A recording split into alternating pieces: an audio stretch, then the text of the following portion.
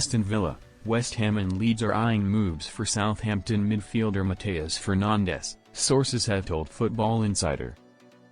Fernandes, 20, was one of Southampton's shining lights in a disappointing Premier League campaign, with the all-action midfielder being named the club's player of the season. Villa, West Ham and Leeds are all keen to bolster their midfield options and are ready to offer the Portugal Under-21 international the chance to stay in the Premier League. Southampton face a losing fight to keep hold of Fernandes following relegation, with the club valuing him around £25 million.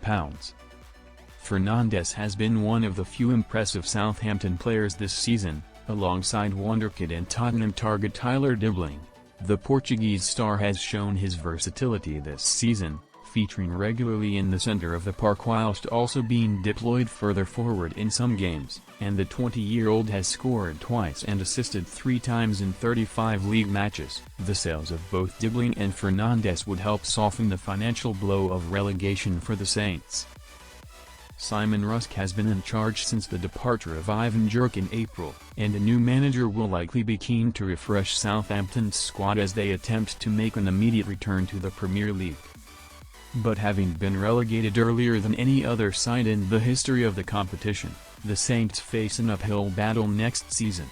Ivan Juric departed after Southampton's relegation was confirmed, with Marco Asensio said to return to PSG following the culmination of his loan, and Yuri Tielemans garnering interest from the Saudi Pro League. Unai Emery will need another midfielder to add to his squad.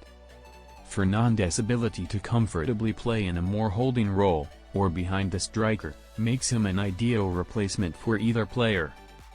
West Ham, meanwhile, are set for a massive squad overhaul, with up to 15 players set to depart Graham Potter's side this summer.